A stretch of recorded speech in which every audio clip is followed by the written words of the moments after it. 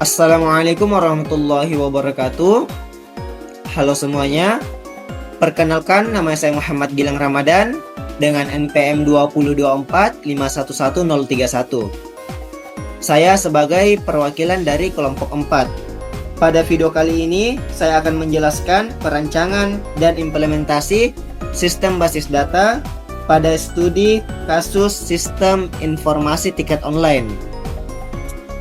Penjelasan akan saya bagi berdasarkan 4 tahapan proyek, yaitu tahap konseptual, tahap logikal, tahap fisikal, dan tahap implementasi sistem. Jadi sebelum kita masuk ke tutorial cara bikin database-nya, kita harus pahami dulu konseptual itu apa. Nah, konseptual itu teman-teman bisa dibilang tahap mikir dulu. Jadi kita bukan langsung ngoding atau kita langsung bikin tabel. Nah, di tahap ini kita mencoba memahami masalah apa yang ingin diselesaikan dan data apa saja yang dibutuhkan oleh sistem informasi tiket online. Jadi kita mikir dulu teman-teman. Nanti data-data apa saja yang dibutuhkan, nanti perancangan sistemnya tuh bagaimana. Contoh, saya dapat tugas yaitu sistem informasi tiket online. Jadi kita bisa mikir nih. Nah, kalau misalnya ada orang yang mau beli tiket, pasti ada data user, ada event, ada jadwal, ada pemesanan, dan ada pembayaran. Nah, dari situ kita bisa simpulkan bahwa sistem ini membutuhkan 6 entitas utama. Sekitar 6 lah. Yaitu ada user, ada event, ada jadwal, ada pemesanan, detail pemesanan, dan pembayaran. Nah, jadi tahap konseptual ini itu intinya kita mau bikin sistem apa dan butuh data apa saja tanpa memikirkan teknis pembuatan tabel dulu teman-teman. Oke, jadi singkatnya itu konseptual itu adalah kita jelasin ide sistemnya dulu atau mikir. Nah, seperti itu teman-teman.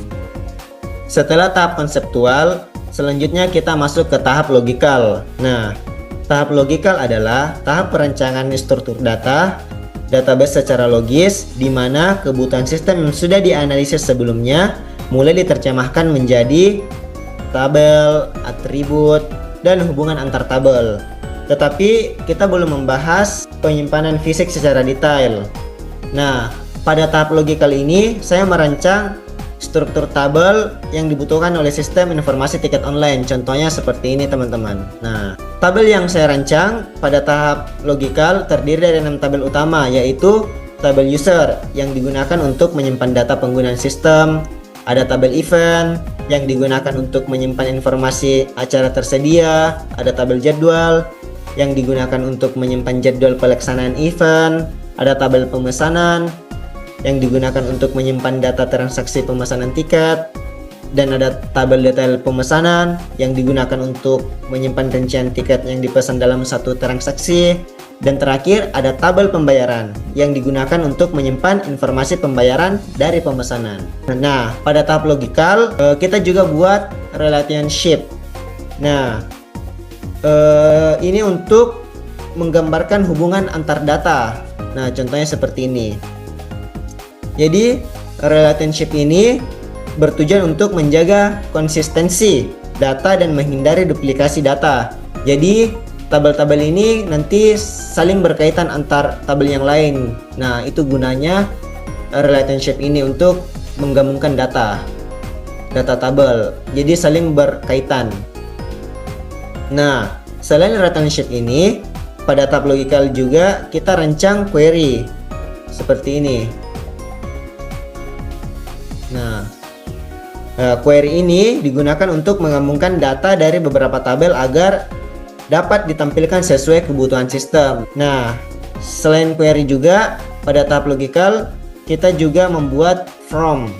Nah, from ini digunakan untuk input data menjadi lebih mudah, rapi, dan mengurangi error lah. Seperti itu untuk nanti kita membuat menu aplikasinya seperti ini. Nah, nanti kita bahas bagian sini. Nah, bagian sini kita juga nanti membuat reports. Nah, reports ini untuk menampilkan data dalam bentuk laporan yang lebih rapi dan mudah dibaca. Nah, seperti ini contohnya. Nah, jadi ya begini pada tahap logikal saya telah merancang tabel relationship, query, report secara logis. Nah, hasil dari tahap logikal ini kemudian nanti diterapkan secara nyata pada tahap fisikal menggunakan Microsoft, ya menggunakan aplikasi ini. Nanti kita buat tutorial cara membuat tables pada tahap fisikalnya teman-teman. Nah, seperti itu. Nah, jadi kita masuk ke tahap fisikal. Nah, jadi setelah tahap logikal kita masuk ke tahap fisikal, yaitu penerapan desain database ke DMS secara nyata. Oke, jadi pada tahap fisikal ini langkah pertama yang pertama kita lakukan adalah membuat tabel teman-teman. Nah, jadi langkah pertama tuh untuk membuat tabel. Nah, kita klik create. Nah, terus kita tabel design. Nah, terus nanti teman-teman isi sesuai sistem informasi apa yang teman-teman dapatkan. Nah, seperti itu. Nah, contohnya seperti inilah. Nah, data user. Nah, saya sudah isi bagian sini. Nah, kan user itu pasti kita ada user ID, ada nama, ada email, ada password, ada nomor HP. Nah, teman-teman nanti isi seperti ini sesuai data informasi teman-teman yang didapatkan. Nah, nanti kalau misalnya teman-teman sudah bikin seperti ini, jangan lupa pada yang di user ID-nya itu jangan lupa ini pakai primary key. Nah, primary key ini gunanya apa teman-teman? Jadi gunanya itu untuk sebagai identitas data. Jadi data tidak bisa terduplikat atau dia tidak bisa kembar. Jadi nanti bisa dihubungkan ke tabel lain melalui primary key ini. Contohnya seperti ini. Nah, dari data user kan ini user ID. Nah, ini primary key-nya kita seret ke user ID yang sebelah sini. Jadi bisa terhubung satu sama lain. Nah, itu gunanya primary key teman-teman. Nah, setelah semua tabelnya jadi, kita langsung ini hubungkan datanya satu sama lain. Nah, contohnya mungkin seperti ini ya. Contohnya seperti ini. Nah, kita buka ini. Terus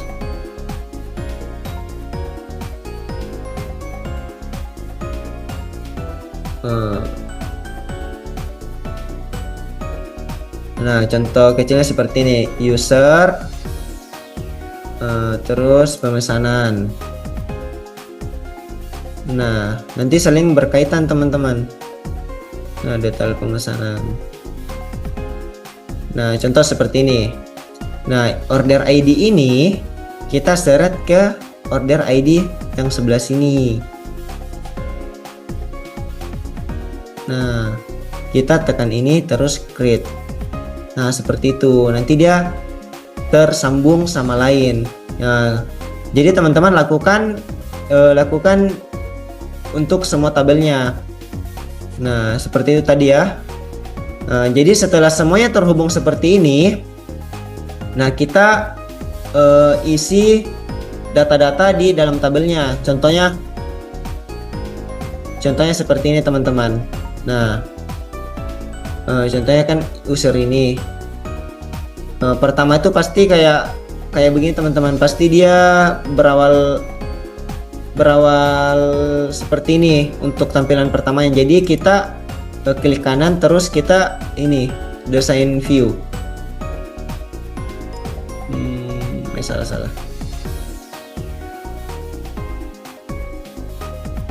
Ini kita datasheet view. Nah, terus di sini kita isi nih semua data yang dibutuhkan untuk filenya nanti. Ya, seperti ini. Nah, untuk user ID namanya diisi nama, emailnya, dan seterusnya seperti ini nanti semuanya. Nah, untuk data pembayaran nanti diisi seperti ini. Nah, untuk data event kita isi seperti ini. Nah, setelah kita semua isi seperti itu, setelah kita isi semuanya seperti itu, kita lanjut ke bikin query. Nah, bikin query itu seperti ini. Nah, kita masuk ke ini, klik create, terus query design. Nah, setelah query design, kita pilih nih tabelnya yang mana aja yang mau dibikin. Nah, contoh kita bikin query detail pemesanan deh. Jadi kita ambil pemesanan, kita sambung detail pemesanan, kita jadwal event. Nah, dia itu setelah, kenapa penting kita relationship tadi itu kita sambungkan semua, karena biar dia berkaitan seperti ini teman-teman. Nah, jadi otomatis ada seperti ini. Nah, begini kaitannya. Nah, setelah itu kita gabungkan saja yang mana yang mau dipilih. Contoh saya mau gabungkan outputnya itu order ID. Untuk di tabel pemesanan saya mau gabungkan yang data order ID ke nama event, terus tanggal jadwal seperti ini. Nah, saya dan jumlah tiket. Jadi semua tersambung kan. Jadi kan ini 4 tabel. Jadi kalau kita sudah sambungan semua ini, terus kita klik run. Nah, jadinya langsung satu tabel begini. Nah, itu gunanya teman-teman query. Jadi dia menggabungkan data tabel seperti itu. Nah, setelah kita bikin query, nah setelah itu kita buat forms teman-teman. Nah, cara buat forms itu kayak bagaimana? Nah, buat forms itu kayak begini. Kita create, terus kita buat ini from wizard. Nah, terus kita pilih nih. Nah, kita pilih di bagian tabel, kita bikin satu-satu nanti semua. Jadi contohnya seperti ini saja. Nah, kita bikin from dari tabel detail pemesanan. Kita klik ini, semuanya kita masukkan. Nah, kita pilih ini paling atas, terus next. Nah, terus kita finish. Nah, jadinya seperti ini. Nah, jadinya seperti ini. Dan teman-teman bikin semua versi tabelnya. Jadi nanti seperti ini. Jadinya nanti ada semua kayak seperti ini. Nah, itu penting. Teman-teman, untuk nanti kita bikin tampilan dari aksesnya itu. Oke, jadi setelahnya semuanya kita sudah bikin formnya dari tabel ini. Jadi kita bikin satu lagi, yaitu from menu utama teman-teman. Jadi tampilannya seperti ini. Jadi kita bikin kayak semacam data otomatisnya gitu, kayak semacam aplikasinya gitu. Jadi kalau kita klik user, langsung kelihatan user. Jadi kayak otomatis gitu, kita data event langsung keluar ini ya, dan seterusnya teman-teman, semacam ini. Jadi cara bikinnya itu gimana sih? Jadi pertama kita create. Nah, setelah kita create, terus kita pilih ini black from. Nah, di black from kita pilih ini view, kita pilih design view. Nah, setelah itu kita klik. Nah, kita pilih from design. Nah, setelah itu kita pilih ini yang logo ini. Nah, kita drag ke sini. Ini untuk namanya teman-teman. Contoh sistem informasi. Nah, kalau sudah seperti ini, kita klik ini kayak button ini, kita klik button. Nah, ini gunanya apa? Itu untuk gunanya seperti itu teman. Kalau kita klik, keluar from otomatis yang seperti tadi. Nah, kalau muncul seperti ini, kita pilih from operation, kita klik, kita langsung lanjut open from, terus kita next. Nah, terus kita pilih from yang mana kita mau tampilkan otomatis. Nah, kita pilih jadwal saja. Kita pilih jadwal saja teman-teman. Nah, seperti ini. Terus kita next. Terus bagian sini kita tulis jadwal biar formnya tidak ketukar. jadwal. Nah, kita next. Nah, kita finish. Nah, jadi seperti ini. Jadi teman-teman lakukan untuk semua from. Contoh kan jadwal sudah. Nah, masih ada event, taruh di bawahnya. Nanti ya kurang lebih seperti inilah teman-teman jadinya. Nah, kita uji coba. Nah, kita pilih from view. Nah, jadi nantinya seperti ini teman-teman. Jadi lebih rapi. Nah, seperti ini.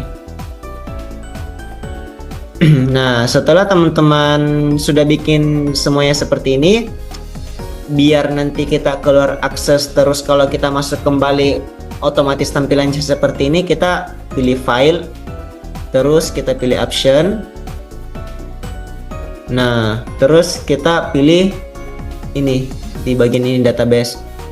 Yang kedua, terus kita pilih from yang ingin ditampilkan agar otomatis tampil pada saat kita buka aksesnya ini teman-teman. Jadi biar lebih rapi kita pilih from yang menu utama tadi, terus kita oke saja. Nah, seperti teman-teman. Jadi nanti kalau kita buka akses otomatis muncul seperti ini. Nah, setelah semuanya seperti ini, kita bikin rapor teman-teman. Nah, contoh seperti ini. Kenapa nggak pakai query saja? Soalnya query itu tampilannya mentah teman-teman. Tampilannya itu mentah. Terus rapor itu lebih rapi kayak seperti ini. Jadi dia itu laporan yang rapi siap cetak teman-teman, begitu. Jadi rapor ini digunakan untuk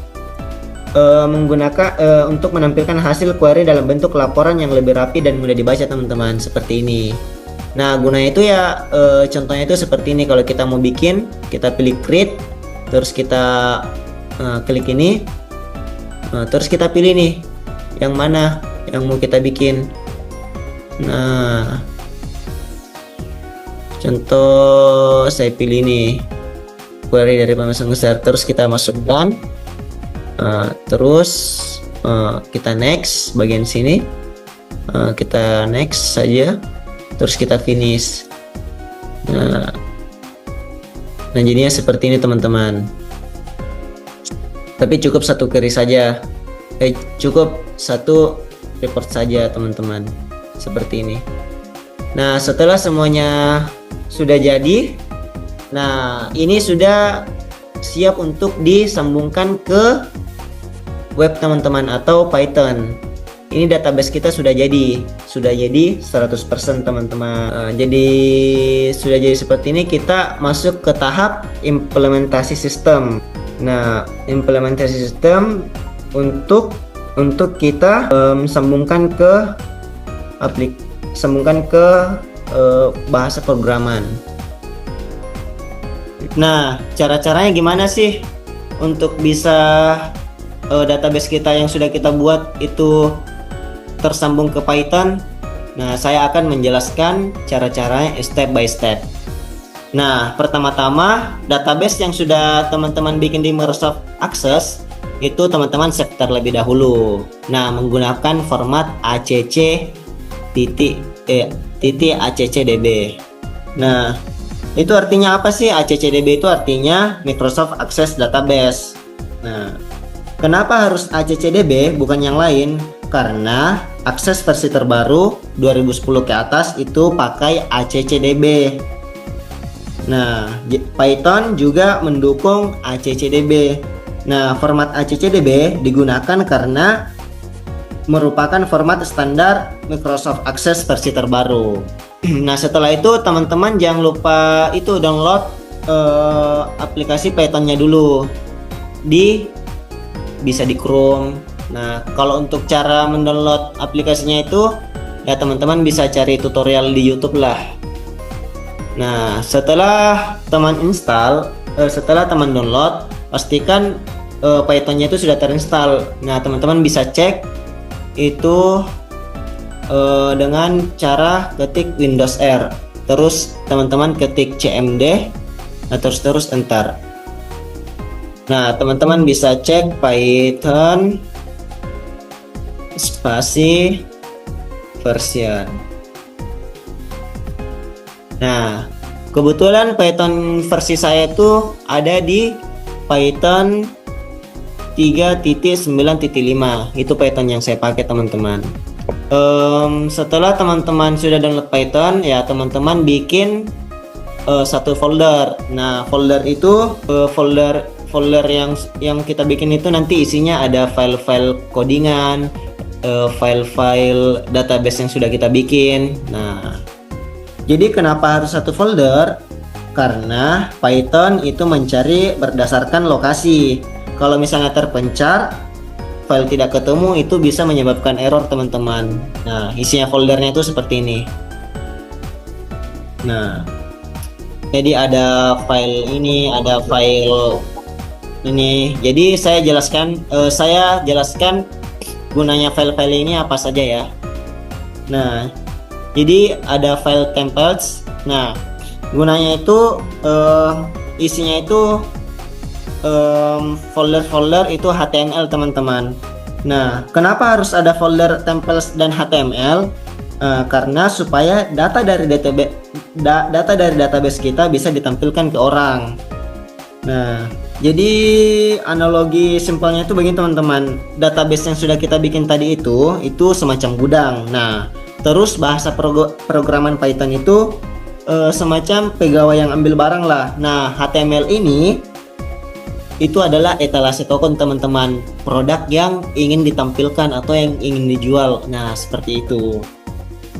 Nah, kalau teman-teman bertanya kenapa harus folder templates, ya karena Python itu hanya membaca file HTML dari folder bernama templates teman-teman. Seperti itu.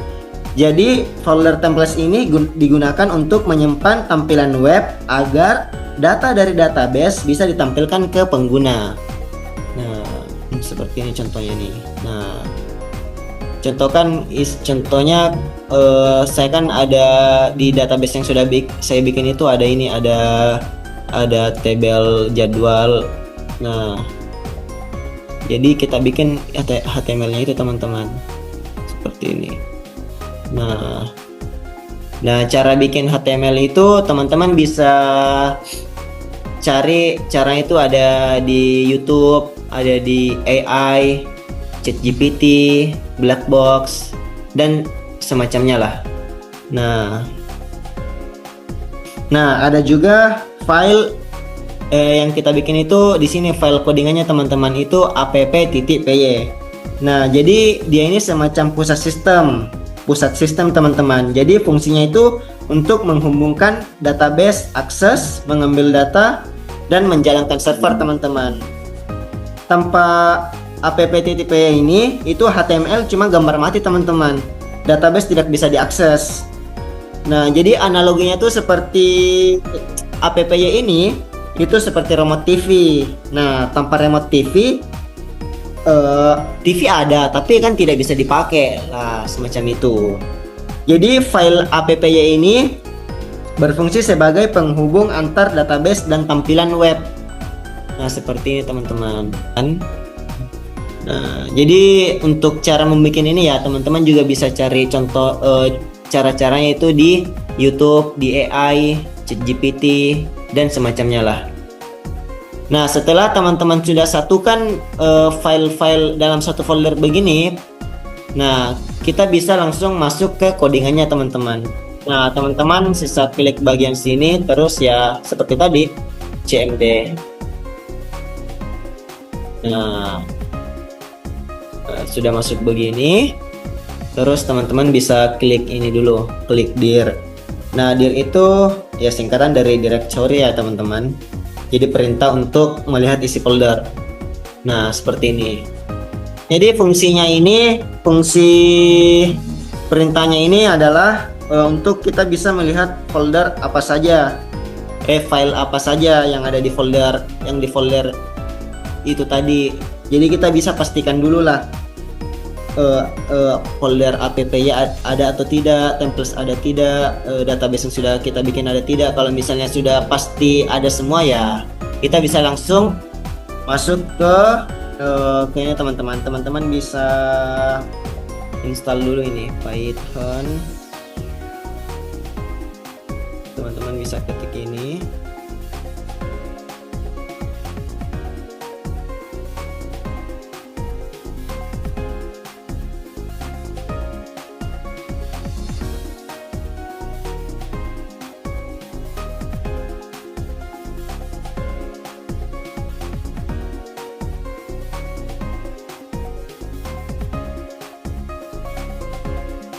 Oke, saya jelaskan dulu fungsinya ini apa ya.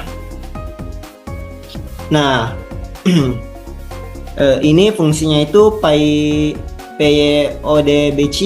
Nah, gunanya itu jembatan antar Python dan Microsoft Access teman-teman ini.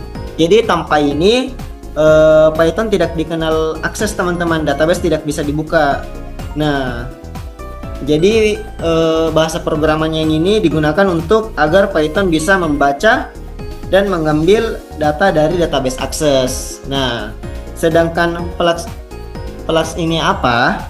Nah, itu adalah mesin pembuat web teman-teman. Jadi gunanya itu membuat halaman web, menampilkan data, dan menjalankan server. Tanpa ini Python tidak bisa bikin web teman-teman, tidak ada halaman yang bisa dibuka di browser. Jadi Flux ini digunakan untuk membuat aplikasi web sederhana. Kenapa kita harus install ini? Karena ya Python itu kosong dari awal, jadi kita harus install ini dulu. Jadi kita menginstal fitur tambahannya yang dibutuhkan sistem, seperti itu. Jadi perintah ini digunakan untuk menginstal library yang dibutuhkan agar Python bisa terhubung ke database dan membuat web. Nah, kita tekan enter. Nah ini ya kurang tahu juga ini artinya apa. Intinya ini sudah berhasil kalau misalnya sudah muncul seperti ini. Nah, terus teman-teman jalankan codingannya tadi, yaitu teman-teman bisa ini Python, kita jalankan Python spasi app. Nah, kita jalankan codingan yang tadi. Nah, sudah ada seperti ini. Nah, ini nih. Nah, kita salin. Nah, terus kita salin. Nah, terus kita ini teman-teman buka di website yang kita itu tadi. Nah, ini nih sudah jadi. Nah, jadi itulah gunanya tadi, gunanya app itu ya, gunanya itu untuk agar database kita bisa muncul seperti ini.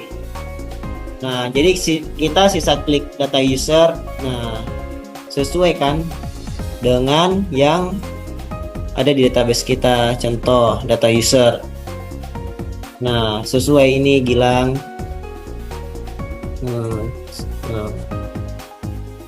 Jadi seperti teman. Nah, untuk gunanya HTML ya, dia bisa menampilkan data seperti ini teman-teman. Nah, seperti itu.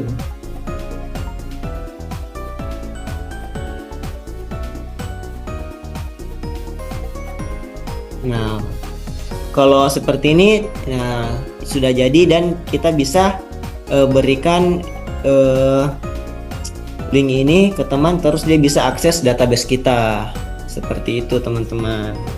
Jadi sekiranya cuman sepertinya teman-teman video tutorial yang bisa saya berikan. Sebagai penutup, pada proyek ini saya telah melalui tahapan utama dalam perencanaan sistem basis data, yaitu tahap konseptual, logikal, fisikal, dan implementasi sistem. Nah, dengan adanya sistem ini, data bisa dikelola dan ditampilkan dengan lebih terstruktur teman-teman, sehingga memudahkan pengguna dalam mengakses informasi. Nah, sistem ini juga masih bisa dapat dikembangkan lebih lanjut, baik dari sisi tampilan maupun fitur. Sekian dari penjelasan dari saya. Semoga teman-teman bisa paham. Kalau misalnya penjelasan dari saya ini masih sangat bertele-tele atau bahasanya itu masih bahasa kurang dipahami, mohon dimaafkan. Ya, sekiranya cuman seperti itu. Demikian, assalamualaikum warahmatullahi wabarakatuh.